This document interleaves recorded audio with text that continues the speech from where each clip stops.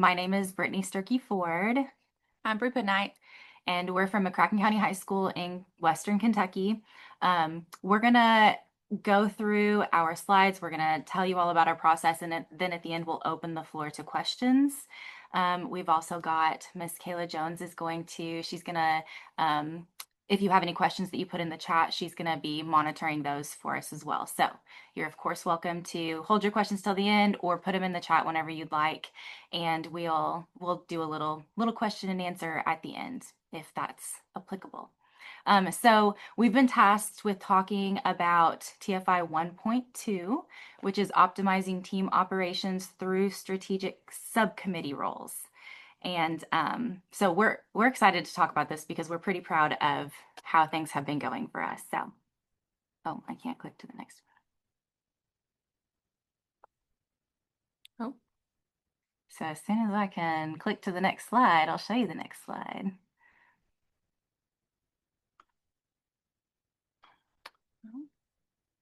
Why does this always happen? Kayla, I don't know why. Well, while Is it she's not, trying to, oh, no, you go ahead. is it not going It to your won't let next us. slide? Oh, there We got it. We got it. There Don't you worry, go. guys. That's the only rough thing that's going to happen. I can feel it. Okay, so this is perfect timing for us to talk about how MCHS, we had a rough start with PBIS. It's not a super old school. We've only been here, what is it, 13 years, 14 years? Neither one of us were here whenever the school started, but PBIS was not a priority whenever the school first opened up. And that was clear when we joined it. We didn't have an agenda. We didn't really have a plan going into any meetings, and so we had some tracks to make. And in the past couple years, we've been doing that, especially with the help of West Kentucky Education Cooperative. So cheers and claps to that. And we've made some really big changes, and we're really proud of the changes that we've made. We still meet with them all the time, and we're continuing to grow. But that's just all that to say. We have not always been in this good place. In fact, very recently, we were not in a good place. So we're proud of where we're going. So the big deal, our most notable changes that we've made have been with intentionality. That's the big part of what we've been shooting for, is to make everything intentional. Is this one you? And part of that is meeting regularly, having that set agenda. But the biggest part that we're going to talk about today, that we're going to focus on, is team roles. So how we break up our roles and how we each have jobs within those roles, but then also, of course, those strategic subcommittees. So it's not just our team roles in the meeting, it's our team roles outside of meetings and how we kind of function within that. So real quick, let's just go over the eight procedures that go with TFI 1.2. And these are the team operating procedures, and you can see them to the side here, and I'll skim through them real quick. Tier 1 leadership team has regular meeting format and agenda. And that's something that we make sure that we do. There are minutes available to all staff.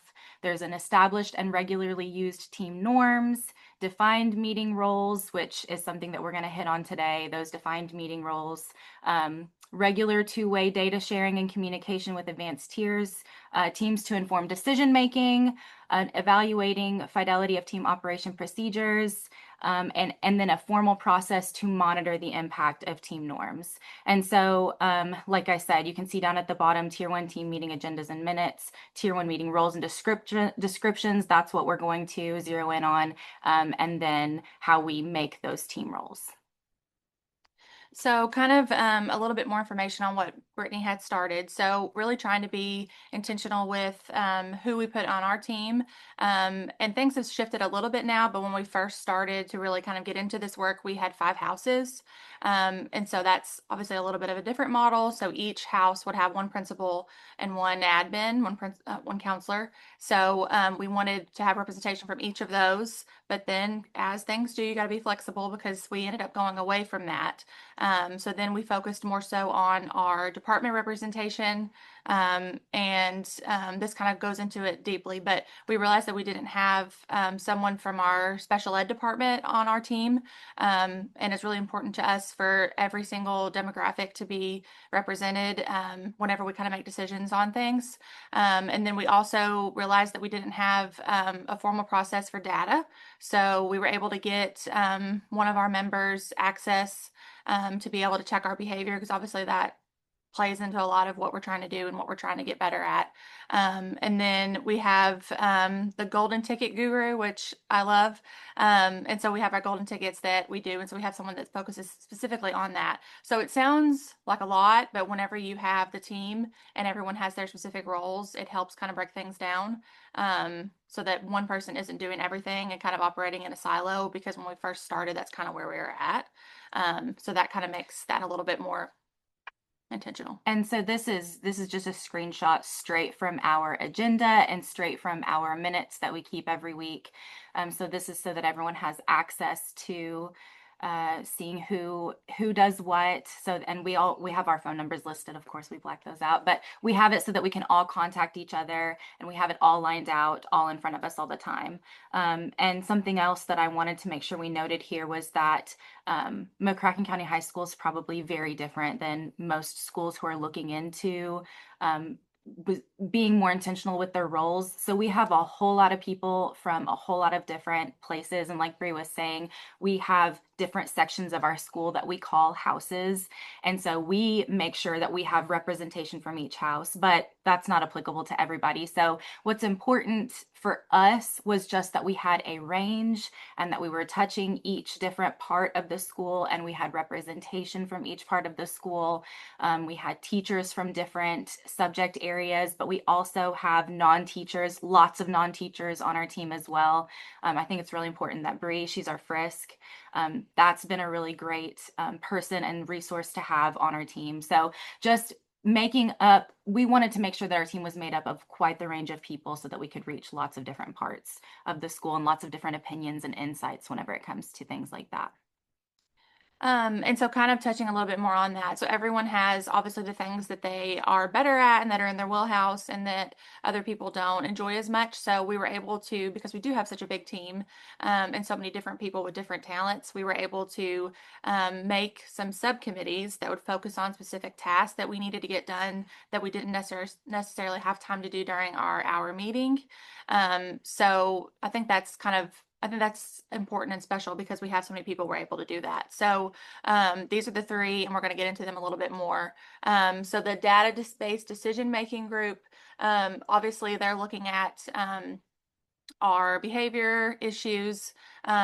We seem to have a focus on, like, a lot of times on certain groups. So a lot of our freshman kiddos, because they're our youngest, end up having a lot of our behaviors. So someone to be able to kind of really dig into that and focus deeply on that so that we can see how we're trending, because you really, once you start kind of getting into it, if you're not looking at how you were and where you're at now, you don't really have anything to compare for that. And then so what I wanted us to also make sure we saw whenever I circled different parts of this was we're intentional with our subcommittees. So when we were building our 3 subcommittees, I'll go back real quick, our database decision making, our teaching expectations, and our acknowledgements and rewards, we were not only intentional about what we needed. So those were the 3 subcommittees we needed because those were the 3 different areas that we had work to do.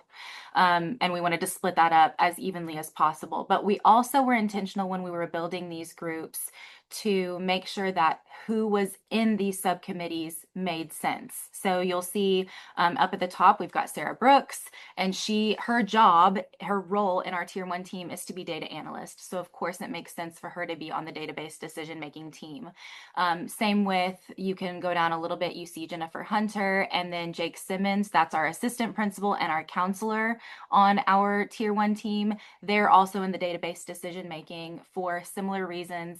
They have access to the data that the rest of us don't necessarily have, so they can see more into our Infinite Campus and our Tableau, which are the systems we use for tracking behavior data.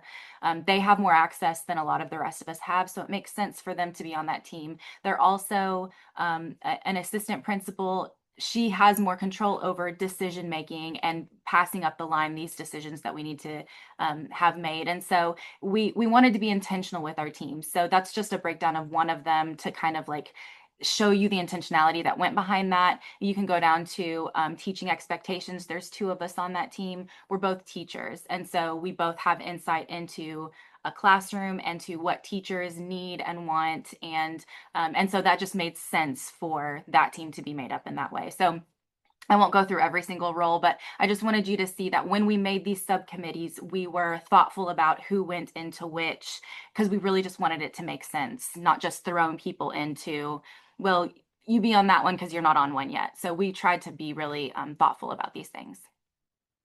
Sorry. Here, I think here's where we were. So like as Brittany had said, Sarah Brooks is our lead on that database decision making. She has access to Tableau, which is an extension of Infinite Campus, and that's where we're able to pull our behavior reports from. So every month, it's her job to bring to our meetings the actual detailed data of the Tableau and all the behaviors that we're having, and you can manipulate it a lot of different ways. But what you'll see here is that academic noncompliance and prohibited use of personal electronics, phones, right, are our two big ones. And we kept seeing a pattern with this. And a lot of times it was our freshmen, like I touched on a little bit before. So trying to be intentional about those behaviors to try to like really get into the nuts and bolts of what's going on with that. We even had like additional conversations on academic noncompliance with he's our DPP now, but he was our head of PBIS last year to kind of talk through it a little bit more and figure out like what's actually going on and what are the specific academic noncompliances that they're using, because sometimes that can be broad. And so trying to also think of the teacher side of things as well and what they're mostly using those for can make a big difference.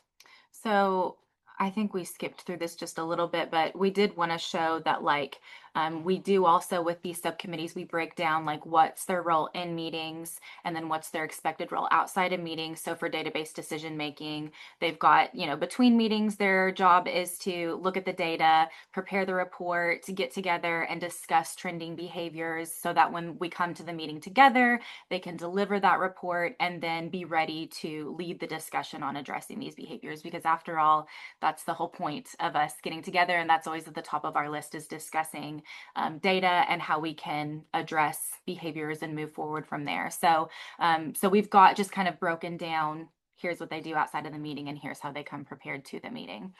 So our second subcommittee is our teaching expectations. And this one that is one that kind of meets not as often as the others maybe, and that's because it's more on a when do we have things we need to put together for teachers? What is it that we're missing? What do students not know? We use Unity, the letters of Unity, to spell out expectations for our students.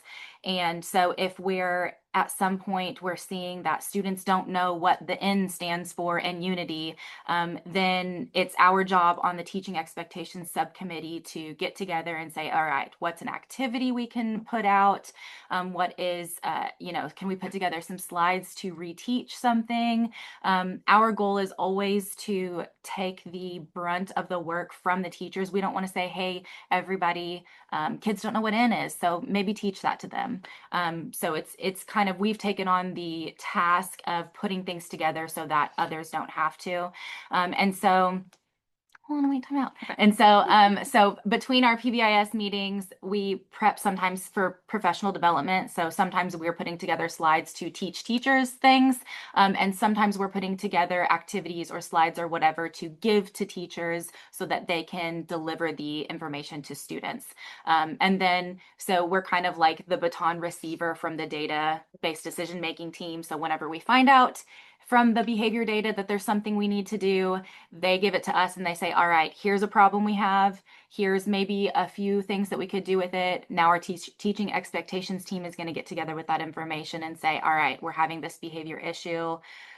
What are we going to do? What's an activity we're going to do? So here's an example. These are, I know they're tiny. I don't expect you to read them, but it's just a screenshot of the last slides presentation that we sent out to the school. We have an advisory period And so we sent this out for teachers to share this information with students during the advisory period. So we really needed to let them know the Spring Rewards Day is coming up, and we needed to remind students what you need to do to go to the Rewards Day. You need to make sure that you don't do these things and that you're staying with these things. So we put that information on these slides. We sent out slides with reminders about what all of our unity stands for and examples of how to be a good Mustang and how to fall under that unity umbrella.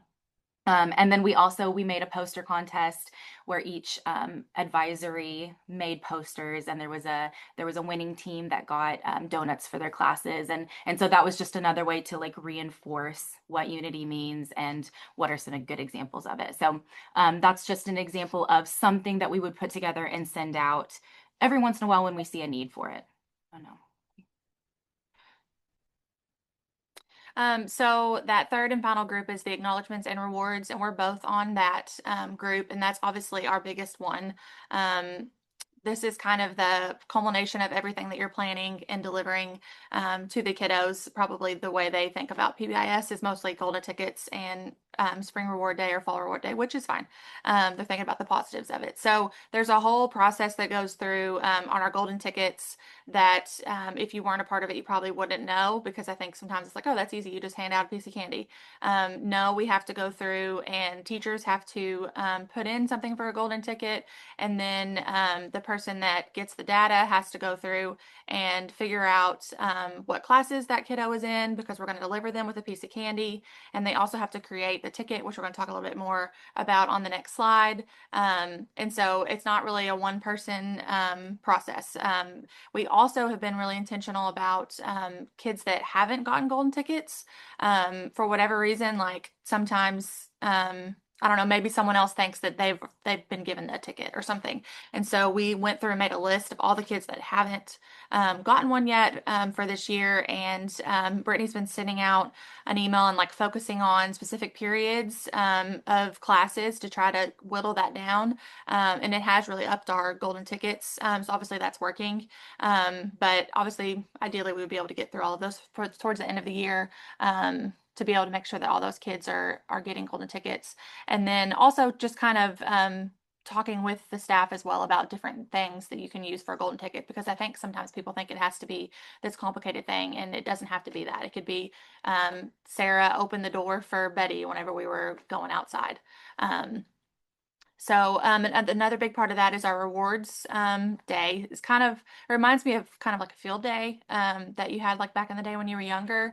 And these have been kind of a labor of love, because it is really fun, and it feels amazing after the day is done. But there's a lot of prep that goes into that.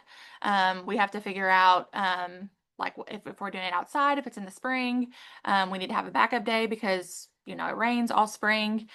We'd have to have the space to do it. We have to have the supervision. There's just a lot that goes into it, and then we want a good majority of our kiddos to be able to go. So that's obviously a large amount of kids too. And then in the fall, we do the same thing, but we don't have, obviously we don't have inflatables because it's inside versus outside. So it's a little bit different, but trying to do things that we feel like the kids will enjoy, like flag football or cornhole or chess. We had a dunk tank this past year, and a lot of our principals got in that, and the kids just absolutely loved that. So that was a crowd favorite that we're excited to bring back. So we kind of focus on that a little bit to try to get that. Anything else you want? Okay. Let's be quick with these. So this is our golden ticket, just an example of it. So you can see it's to mixed students, and that's funny. And then what the student did, and then from the staff member. So the kids specifically get this golden ticket handed to them with a piece of candy. And either the person that's delivering the golden ticket or the teacher will read what they got it for. So it really is kind of a special moment for them and something that they can keep.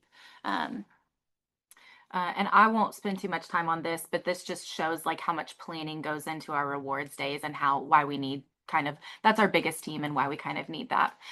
So our last little bit, our recommendations for schools who are getting started versus getting better.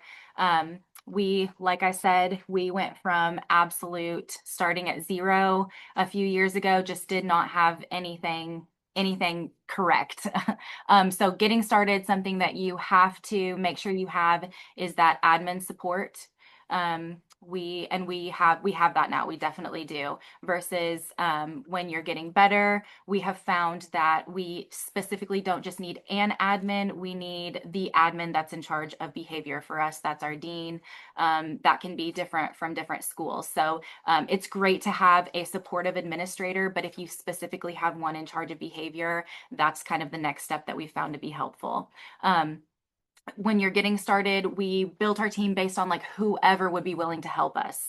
And that was great. And that really got us going. But the getting better part is us being intentional about our team members, who we seek out. So I think Bree mentioned, we were specifically missing a special ed teacher on our team. And we said, we need this insight. We need a person from that world to be able to just kind of bring that insight to the table. And so we intentionally sought out someone and we said, please be on our team because we need that person there.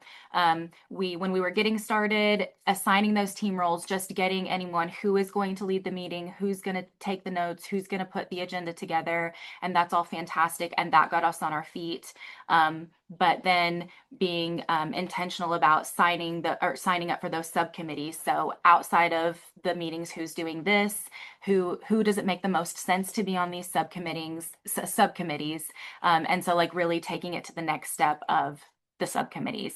And then of course, whenever you're getting started, you're setting those goals. What is it that we want to get out of this? Who all do we want to be involved versus getting better? That's that ongoing goal setting and that continuing our education, really like upping our challenges and our goals for ourselves. Do you want to add anything here? Yeah, I think I also feel like it's important to have staff members that are really bought in because obviously, as you know, working with admin, a lot of times they want to be pulled into stuff, but they end up getting pulled apart. So shout out to Brittany because she's kind of like our president. We don't have those kind of titles, but president, whatever, CEO, whatever you want to call her. And so like having that constant person that was really bought into it and making sure that we were intentional and reaching out to staff whenever our golden tickets were low or following up with an admin because we need an answer to be able to move on something. So I think like having that core unit is probably the most important thing. So if this feels like a little bit daunting to you and you're like, oh no, my admin won't have time or they won't be able to get with us to be able to do this, like they are important for those pieces of like what we can and can't do, but that's just something that you can shoot up the chain. So really having that like core group of people that are bought in because there's a group of us that have been in this for 3 years, been doing it. And so it's really special to kind of look at where we were at and where we're now and how much we've improved. And so I think kind of once you get into that, you really realize like where things are happening and what you need a little bit more on. So I'm proud of us for that, for being able to do that. Okay, so this is where we are so very excited to answer any questions that y'all might have.